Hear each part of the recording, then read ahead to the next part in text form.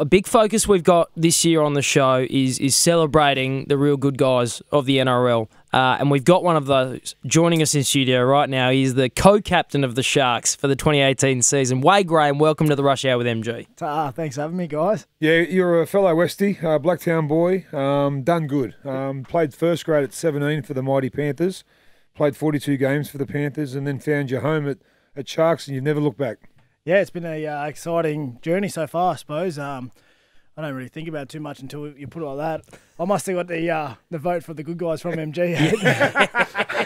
I think that if you've been in a Westie, you're straight in that. 100%. You have no. I don't think we've had anybody who lives this side of Leichhardt on the show yet. No, this side of Parramatta. Parramatta, no. even that further. We draw the line right at Parramatta. Everyone west of Parramatta, come on the show. It's true. That's brilliant, boys. I'm available anytime you want. So, what an honour, co-captain. You're obviously Paul Gallen, who is a much celebrated rugby league player in our game, the oldest player at 36 in the competition as we speak. How did Flano go about it? Did he get you both in an office and say, boys, this is what I'm thinking, or did Gow tell you? How did the captaincy reveal come in place? Oh, well, a bit like that, to be honest. We sat down, me, Gow and Flano, and, over the last couple of years, I've sort of stepped into that role when Gow's been away for injury or for representative duty. And, I knew there was a bit of talk last year around it with obviously Gow mentioning it on one of these shows, I think. But then, Flano brought us in and sat down and said, yeah, we're going to do it, make an official announcement and announced you as co-captain with Gow, which is obviously a huge honour for me, to come down. Obviously, Flano, the club and Gow have all had a massive influence on my career so far. So a massive honour to be, up there we get these guys and given that responsibility and, obviously just to help support Gow in his role, which will be, the biggest thing for me. So is that dynamic there between you and Gal already from a leadership point of view? Like, will much change from how you guys have been leading the team already? I don't think much will change, in the football sense of things. That'll probably be really similar to what we have had so far. We always have a great, good discussion. We have that good relationship, me and Gow. It'll more so just be me helping him with the burdens of the off-field stuff, the official stuff. More of this. Yeah, more of this sort of things. The gigs with the NRL that you have to do as a requirement as a captain. So that's as I see it. I'm there to help Gow. With anything he needs to lighten the load for him and to help him play his best footy for the Sharks. Two big losses in the off-season. We're just talking before the show about, and we'll probably talk about it more on the show tomorrow, but I don't think I've ever seen a season where there's been more marquee players change clubs. You've got two of them in Moylan and Dugan, but you lost two in Bird and Maloney. How have the new buys been in Moylan and Dugan in particular? Yeah, the new guys have been great. Dukes has come across, obviously, played representative footy since he was a teenager pretty much now. So he's pretty experienced. He's fit, straight in with how we want to play. He's been around long enough to know, what to do and how to adjust. But and then Moyes is obviously a bit different. He's in a key position there in the 5'8", and it's more of us probably adjusting him a little bit more too because we're with Jimmy there for the last couple of years and the different style of players. But two tremendous signings for us and looking forward to what they got for us. Hey, so you mentioned those changes in those key personnel. What's the feeling like now at this time of the year compared to how it was in 2016, that amazing premiership year? Oh, it's good, mate. It's always good this time of year. All 16 clubs, you get their players in there and, they're all saying they're going good. But obviously over the next couple of weeks when we start getting into trial matches, we'll really get a bigger indication of where we're at and what we need to work on. But, we got the Cowboys round one up in North Queensland. 1300 Smile Stadium. That's it, and it's JT's 300th. Matty Scott's first game back, so, we know they're going to be jumping out of the gate, so we got to be, ready for that. And, over the next month before the competition starts, I say we'll be getting into it. Well, it's less than a month now, isn't it? Yeah. So you just come off a successful World Cup, probably the best World Cup we've seen. And well done to Andrew Hill, who's now the CEO of the Doggies, for his contribution. It's kind of gone under the radar a bit, but what a World Cup it was. Mal Meninga as a man manager. How was it like being under his tutelage? Oh, it was brilliant, mate. Especially for me. Firstly, I was really grateful for the opportunity in the first place. There's a couple of really, really good back rollers there in Boydie Cordner and Matty Gillette who have held those positions for the last couple of years. And for Mal to give me an opportunity to play a different sort of role, to play that utility role where, I was using the middle, using on the left, using the right, and to cover the halves. It was just wonderful for me to get that opportunity to play because, with the guys like that in front of me, I might not have never got the chance. 4 tries in one game. Yeah, that was... Come on, man. What's going on? That was a pretty special moment. I was actually really lucky. My family got to come out to a lot of the games, but that game down in Canberra, Jez was there, mate. Jez was there with his brother and one of my cousins in the stand. So fantastic. We got a really good photo at the end of the game where... I was just really lucky someone caught the moment when I went and see my dad after the game, and it was very special. It was probably the highlight. Well, he's been one of your... He's not just your mentor, he's your mate. Oh, definitely. Best mate. Yeah, definitely. We have a real close relationship. Not to say that I'm not close with my mother, but we were raised with 3 sisters, and so it was sort of me and dad against everyone, and we were really close, and we still are to this day. That's great. It's good to get home and see all the family. And you're about to become a father yourself. Yes, I am. Wow. The countdown's on. How long to go? End of July, mate. So that's très bien. Yes. Well, I actually started my first proper French lesson. I went to community college on Monday. Come on, give us something. Well, my partner's French-Canadian, for those who don't know. Yes. So she's always wanted me to start learning French, and I suppose the motivation wasn't as big before now that we're expecting our first child. So now that the child is obviously going to be bilingual because mum's going to be teaching her the language, I'll have to be able You got to catch up. I've got to catch up. So what have you got from your first lesson? Come on, hit us with something. Well, the first lesson you learn is the greetings, and mostly everyone knows the greetings. Bonjour, comment ça va? That is the first words of French we've had spoken on the radio. Well, he's played for Portugal, Australia, maybe the French one day. Yeah, maybe. And we're not jumping. We don't want to jump too far ahead. But hypothetically, if you got married to your beautiful partner, could you qualify for Canada? Maybe once your Kangaroos career's behind you. I'm not too sure actually. Residency, I'm not what the rules are. We might have to get an expert in here to go through the rules. So on the back page today, we've got the Sharks are with Dugan, and you turn the page and Matty Moylan. The Sharkies are one of them teams that everyone knows are going to be in the top 8. I suppose it's a matter of pointing in the top 4. Whereabouts? Obviously, you think you're going to win the comp. Who are the teams to beat this year? The real, you look at the rosters and you go, well, those 3 or 4 teams have really recruited well. Well, I definitely say the Cowboys for starters. I thought they were tremendous in the back end of last year. How they finished off. Paul Green did a wonderful job up there. Michael Morgan really went to the next level. We all saw that, and we got JT returning and Matty Scott returning, and I don't think someone we haven't spoken about much was Jordan McLean. He's unbelievable. So you throw him in the mix with Matty Scott and Taumalolo. It's a fair forward pack. So they're definitely right at the top. And I think obviously the Roosters too. Cooper Cronk and James Tedesco. I know he's suffering from the mumps at the moment. Oh, they've all got mumps over there. hopefully it slows his start down to the year. But they're 2 top teams who have recruited well, and then you got Melbourne, of course, who are defending their title and.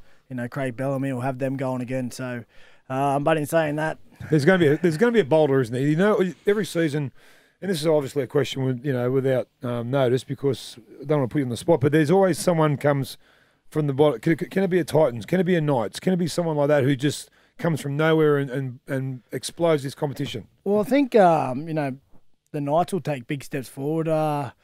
If they have the same improvement they had from the previous season to last season, and then you add in the class of Piercy and a couple of other boys they've got up there and a bit more experience, they can really, because their ability to compete and really the start of games are really well. It's just they missed that bit of class in the end of games when you need to sort of ice the game. And I think now with that year of experience, plus you throw in a Mitchell Pearce there, they could really sounds really like shock a few people. Aiden Guerra has been doing a lot of good things in the preseason as well. But you guys have stuffed them up though a little bit. They need to find a new kicker now that you've brought Hodkinson down to Cronulla. How's he settled in? Yeah, he's good, mate. Hocko sort of lived in Cronulla when he was, I think he was playing at the Bulldogs, so he's quite familiar with a few of the boys. Another Westie at heart, played for Cabramatta, mate, out in Parramatta. He'll be on the show soon. Yeah, he'll be on the show. We'll get him in next week. No, another one, mate, a real experienced player, played at all levels, won an Origin series for New South Wales. And, looking at our roster before Hocko, we're probably one half short, really experienced half short. We have a couple of young guys who are really shooting the lights out at training, but, it's hard to throw a young bloke in really out of his depth. for a full season. So it's a real good acquisition we've managed to get there. He's a great player, and he'll fit right in with us. I want to look forward to round 2 quickly. It's the local rivalry. It's the derby with the Dragons. You mentioned you start the season off up in Townsville, and then it is that big local rivalry. We'll be there, won't we? It's a Thursday night game. Yeah, it's a Thursday night game. game. Triple M will be calling it. We will be doing the show from Shark Park that night. Is that a fixture that you look for when the fixture is released? Is that a game that you pencil in? Oh, definitely. I think it is. The rivalry's there, and it's more so you feel it within the fans and the members how much it means to them. And that's the club. That's who you play for. That's who you represent. And when the members and fans really get behind it, you can't help but feel it as a player. And the derby is something real that's in Cronulla. It doesn't matter where you're sitting on the table, where the other team's sitting. It's always a big game. And I think we actually have them twice within the first maybe 8 or 9 rounds. So, I'll be expecting a blockbuster there at Cronulla. First home game, Thursday night, kicking off the season, and against the Dragons. Leaning on Dukes for a bit of inside information there. Which way is the ground slope and all that type of stuff? I think he's been getting a few text messages actually from the big boys, Paulie Vaughan, Jack DeBellin, saying he's going to go headhunting for him. So it's already started. And now you throw James Graham into the mix of any rivalry. Ben Hunt, the Dragons are looking really good this year. I know myself when I played, Shark Park was the one place I hated going. Which is the ground that you look at and you go, Well, before we get to Wades, why did you hate going to Shark Park? I could never win there. It must have been a Westie thing because I never used to like playing there either before I signed with them. I know. Too close to the beach for you that you didn't like it. It was always seemed to be a night game, and we always seemed to be playing rain and wind, and we always got beat. Right. And I remember I think Brandy had his last ever game there, and he had to do the walk of shame all the way around, and I hated playing there. So, what's the ground that you look at the draw and go, oh no, we've got that at not Shark Park anymore. No. Oh, I think there's a tough couple of road trips. Obviously, going down to Melbourne's always tough. They're good at home. They got their record over. Well, probably since they've been in the leagues, pretty unbelievable down there. They're always tough trips. North Queensland, the way the Cowboys have been going the last few seasons, the long trips are always hard, especially when you're out of Sydney. That's right. So you're not a chance of even getting a few a decent split of people there. So there's a lot of hard road trips, but I think every team these days you try and lean on your home ground advantage. If you win majority of your home games and jag a couple away, then you do pretty well. Yeah. And speaking of home ground advantage, if you're a Sharks fan out there and you haven't already done so, head to membership.sharks.com.au. Get on board the club for the season because you've just heard it. They're in great nick. They've got some great new players on board. It's going to be a big season for the Sharkies. Speaking of different grounds, what did you make of the announcement that Origin's heading to Adelaide in 2020? Yeah, I did see that. It's something different. I've never actually been to Adelaide, so... Well, it's a beautiful place, Wade. It's from there. It's a cracking joint. Leif Garrett's from there.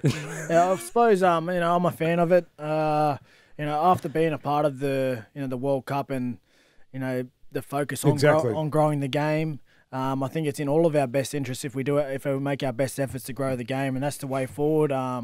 So I'm a big fan of anything that's going to bring new fans to the game. You know what? Spoken like a real captain, brother. Yeah, well said, mate. Yeah, it wasn't it? It was very... Mate, geez, you've changed. Actually, you mentioned the World Cup. I did want to ask, mate, what was going on in Darwin? You didn't plant the Glasgow kiss on anybody up there, did you? With your boys Cam Munster and Hunt? No, mate, I was at home in bed, mate. I was playing that week. Fortunately for me, I was lucky enough to play every game, so I actually had a pretty quiet World Cup compared to the blokes who did the Emus. Yeah. So, but yeah, they've kissed the mate up anyway. That's water to the bridge, isn't it? You're just trying to be scandalous. You are. I am not. You are. No. See, here's what happened, mate. Let me pull back the curtain for you. What happens is when we say let's get these blokes on the show, we did it with Gus Gould the other week. MG sits down and goes, "Here's the questions we should be asking them. You ask them those questions." Pig's ass. All right, it is. You little bastard. It is time for the radio benchmark that has taken Sydney by storm. Here we go. What is it? 3 with MG. That's the magic number.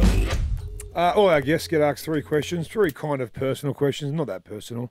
First one is, Wado, growing up or even now, who was your celebrity crush? Ooh, celebrity crush. I didn't even know what a girl was till I was about 16, to be honest. Blacktown workers, you find a few there. Mate, I was out there playing footy and golf and everything, but Was there a singer? Was there a movie star? probably maybe Jessica Alba. She was right around when I was coming through, Yeah. mate. I started knowing what girls were. A couple of good movies at the time. Yeah. So, yeah. Solid choice. Yeah, we're a fantastic four. When you're out you've had a few in the off season, had a few drinks, and you're letting your hair down. There's a karaoke bar on yonder. What's the song you can tell the karaoke man to put on for you to sing? Oh, Flame Trees by Cold Chisel. 100%. Can't miss, can ya? You can't. Yeah, you never end up singing by yourself. You get half the pub involved with you.